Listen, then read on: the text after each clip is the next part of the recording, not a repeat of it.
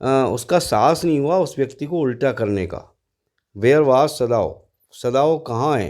Now her anger was Ebbing, Ebbing का मतलब घटना। तो अब उसका जो एंगर था, जो गुस्सा था, वो कम पड़ रहा था। एंड सी वाज एंसियस, और वो चिंतित थी। अगेन दोबारा से, एंड सी रोज, तब वो खड़ी हुई। Wiping her hands on the wrong towel, उसने गलत तौलिए से अपने हाथों को वाइप किया, मतलब पोंछा। Then let's the man be chilled, she put the quilt over him, फिर ये सोच करके कि कहीं इस आदमी को ठंड नहीं लग जाए, तो उसने उस आदमी के ऊपर रजाई डाल दी। क्विल्ट यानी रजाई, चिल का मतलब ठंडा होना। सदाओ, सी कॉल्ड सॉफ्टली, तब उसने धीरे से पुकारा अपने पति सदाओ को। He had been about to come in when she called, और जब उसने पुकारा तो वो ठीक उस वक्त अंदर आने ही वाला था। His hand had been on the door and now he opened it, उसका हाथ यानी सदाओं का हाथ दरवाजे के ऊपर रखा हुआ था, एंड अब वो उसने उस दरवाजे को खोल लिया। सी सा that he had brought his surgeons emergency bag and that he वोर हिज सर्जन्स कोट, तो उसने देखा कि उसके पति ने शल्य चिकित्सकों वाला जो है कोट पहन रखा था, और उसके हाथ में जो है इमरजेंसी बैग था, चल चिकित्सा करने वाला आपातकालीन जो है बैग भी उसके साथ में था। You have decided to operate, she cried, तो ये देख करके वो चिल्लाई, तो तुमने इस व्यक्ति का ऑपरेशन करने का डिसाइड कर लिया, मतलब निश्चय कर लिया। यस ही सैड शॉर्टली, उसने थोड़े से शब्दों में ही कहा, ज़्यादा बात नहीं की कि हाँ। He turned his back to her, unfolded a sterilized towel upon the floor of the tokonoma alcove and put his instruments out upon it, तब उसने जो है अपनी पीठ को घुमाया हाना की तरफ, यानी हाना से मुड़ कर के खड़ा हो गया, और जो अपना स्टरलाइज टॉवल जो लेकर के आया था, वो कीटाणु रहित तौलिया, उसे उसने खोला, अनफोल्ड किया, upon the floor of the tokonoma alcove, and tokonoma alcove के फर्श के ऊपर। अब ये टोकोनोमा अल्कोव क्या होता है?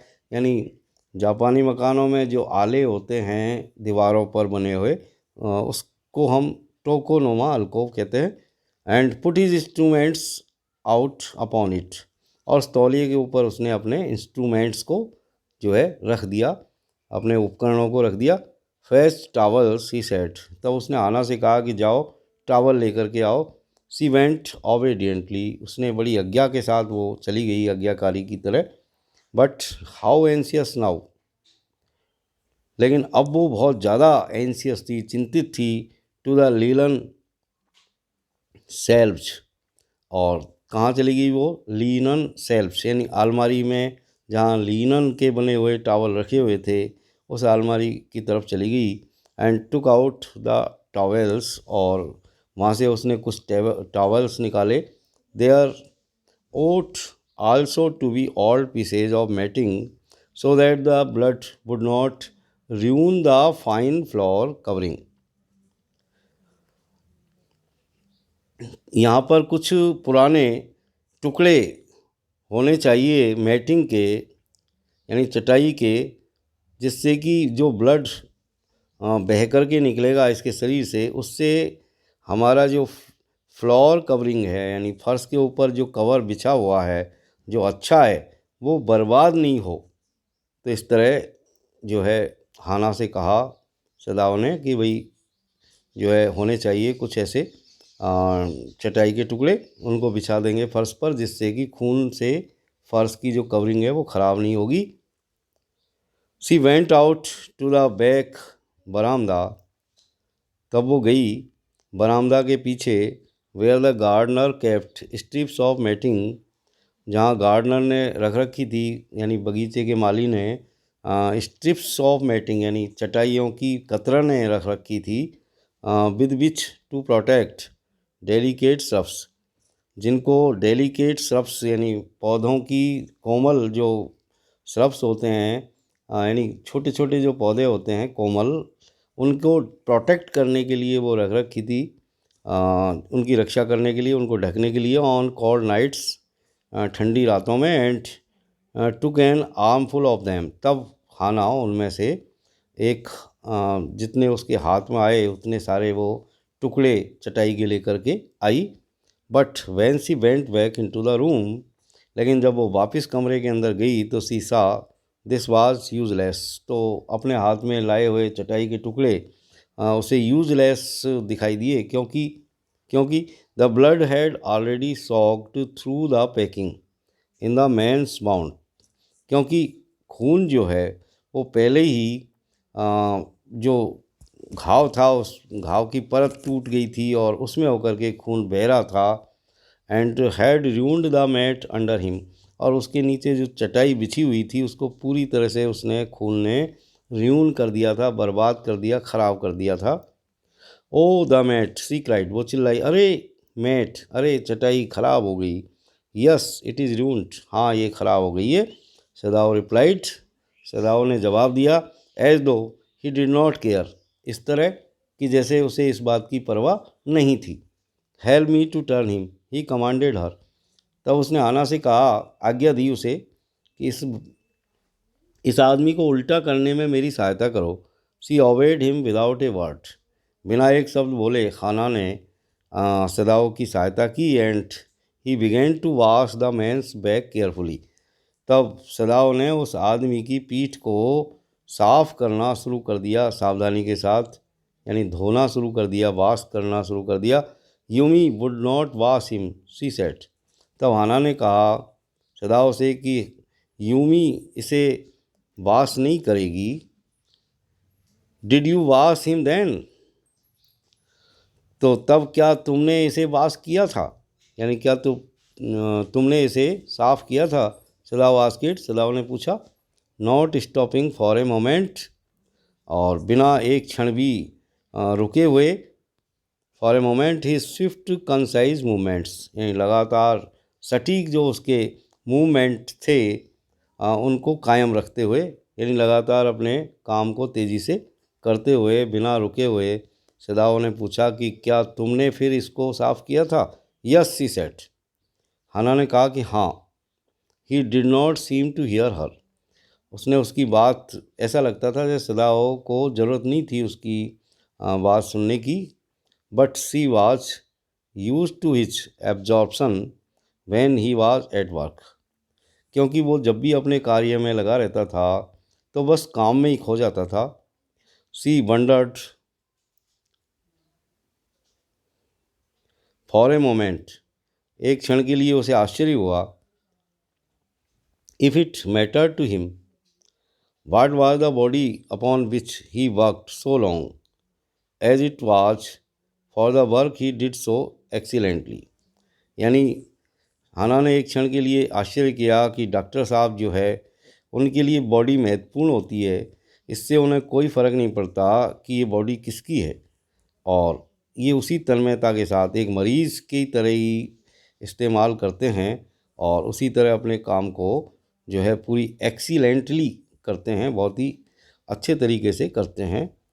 You will have to give the anaesthetic if he needs it, he said. तब सदाओ ने कहा कि यदि इसको ज़रूरत पड़ी तो क्या तुम इसे एनेस्थेटिक दोगी, मतलब बेहोशी की दवाई तुम दे दोगी इसको। आई सी रिपीटेड ब्लैंकली, उसने खाली आवाज़ में जो है रिपीट की, अपनी बात को दोहराया कि मैं, बट नेवर हैव आई, लेकिन मैंने तो कभी किसी को बेहोशी की दवा नहीं दी। It is easy enough, he said impatiently. तब सदाओ ने बड़ी अधीरता से कहा कि ये बहुत ही ईजी एनफ है, बहुत ही पर्याप्त रूप से आसान है। He was taking out the packing now, तब घाव में से उसने शुरू कर दिया पैकिंगों को हटाना।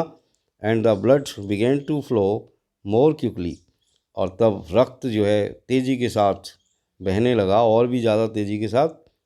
ही peered into the wound with the bright surgeon's light fastened on his forehead, सिर के ऊपर सर्जन्स की जो लाइट लगी रहती है सिर के ऊपर देखने के लिए, तो उस लाइट के उजाले में जो है उसने झांका, पियर्ड इनटू यानी झांका, घाव के अंदर, देखा, निरीक्षण किया। The bullet is still there, तो उसने कहा, सदाओ ने, कि गोली अभी भी वहीं है। ही सैड विद कूल इंटरेस्ट, उसने बहुत ही ठंडी रुचि के साथ कहा। Now I wonder how deep this rock wound is, और अब मुझे आश्चर्य है कि ये जो रॉक के कारण यानी पत्थरों के कारण जो घाव हुआ है ये कितना गहरा है। If it is not too deep it may be that I can get the bullet, यदि ये ज़्यादा गहरा नहीं हुआ तो संभावना है कि मैं गोली निकाल सकता हूँ। पर the bleeding is not superficial, लेकिन ये जो ब्लीडिंग हो रही है वो सुपरफिशियल नहीं है, मतलब ऊपर ही ऊपर से नहीं खून निकल रहा बल्कि अंदर से खून निकल के आ रहा है। सुपरफिशियल का मतलब होता है ऊपर की सतह। He has lost much blood, और इसका जो खून है वो बहुत ज़्यादा बह गया है।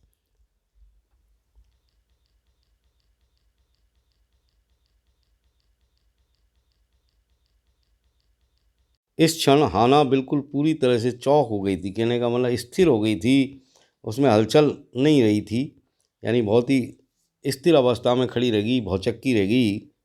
He looked up and saw her face the colour of sulphur, उसी वक्त सदाओ ने हाना को देखा सिर उठा करके, तो उसने पाया कि उसका जो रंग है यानी हाना का जो चेहरे का रंग है वो सल्फ़र की तरह हो गया था, यानी गंधक की तरह पीला पड़ गया था। डोंट फेंट, ही सेड शार्पली, लेकिन तब थोड़ा ढांढस बंधाते हुए सदाओ ने हाना से कहा कि ऐसा है, परेशान मत हो और बेहोश मत हो जाना, यानी अपने अंदर ताकत रखो। ही did not put down his exploring instrument, लेकिन कहते वक्त भी उसने अपना खोजी जो यंत्र था उसे नीचे नहीं रखा।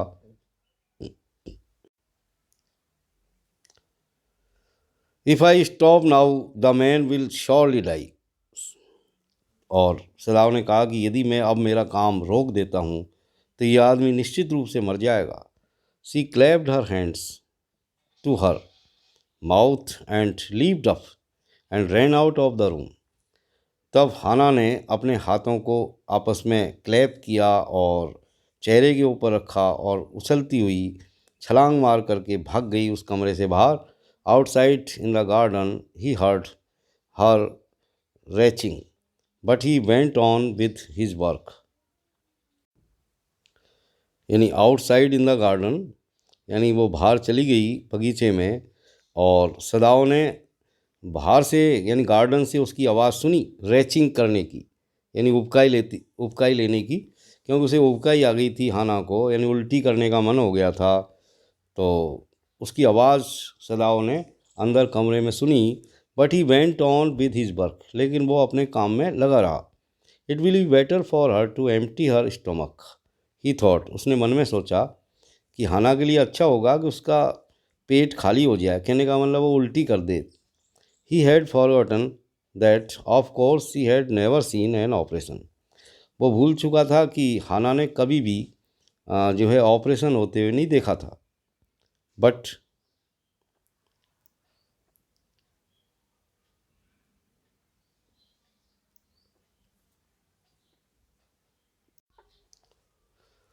her distress and his inability to go to her at once made him impatient and irritable with this man who lay like dead under his knife.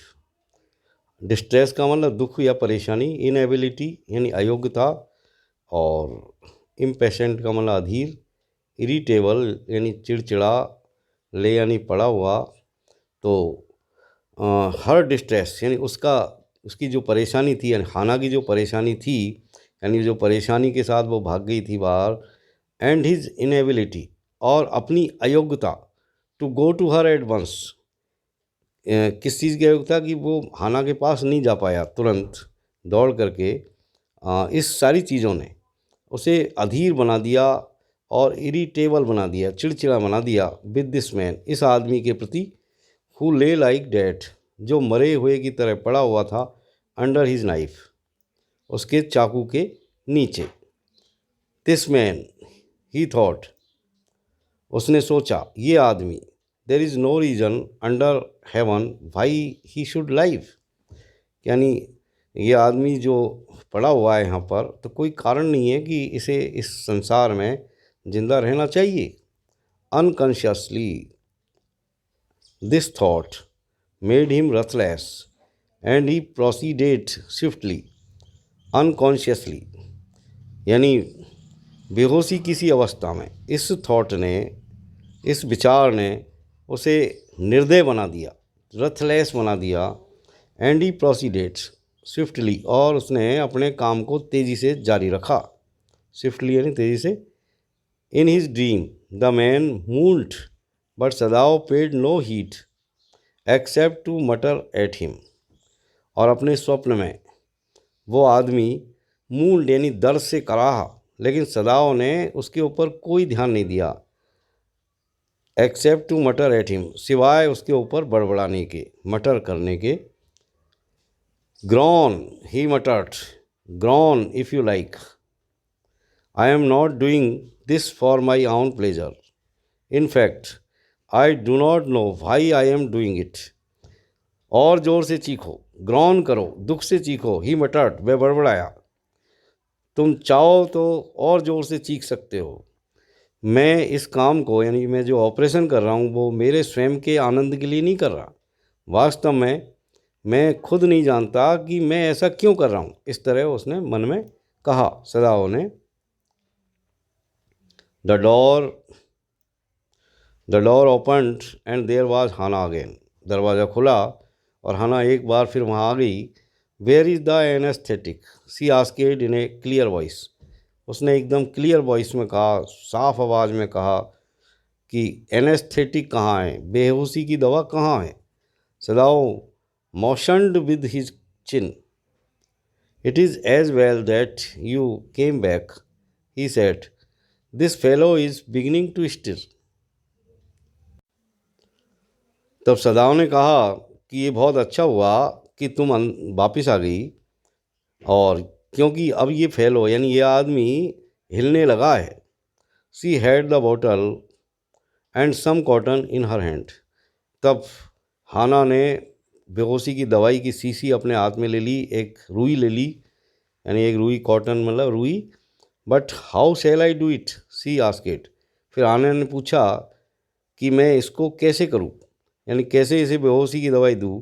Simply saturate the cotton and hold it near his nostrils.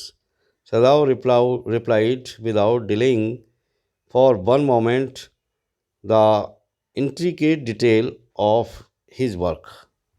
When he breathless, barely moved it away little. Sadao replied without delaying, यानी बिना देर किए सदाओ ने जवाब दिया, यानी बताया हाना को। For one moment the intricate detail of his work, अपने कार्य की जो जटिलता भरी हुई जो कार्य की शैली थी उसके बारे में समझाया उसको। इंट्रिकेट का मतलब होता है जटिल, डिटेल यानी जानकारी, छोटी छोटी चीज़ें। और क्या बताया उसने हाना को कि भाई ऐसा करो कि सबसे पहले तो सिंपली सैचुरेट द कॉटन, सबसे पहले तो तुम रुई को भिगो लो, अच्छी तरह से सैचुरेट कर लो। And hold it near his nostrils, और इसके बाद में इस रुई को नियर यानी पास में ले आओ इसके नॉस्ट्रिल्स यानी नाक के पास। इस तरह उसने कहा। और जब वैन ही ब्रीथेज बैडली, और जब ये सांस लेने में इसको थोड़ी परेशानी हो तो move it away a little, यानी थोड़ी सी दूर कर लेना अपने हाथ को, यानी जो दवाई जो सुंघा रही हो तुम उसको थोड़ी सी हटा लेना दूर रुई को।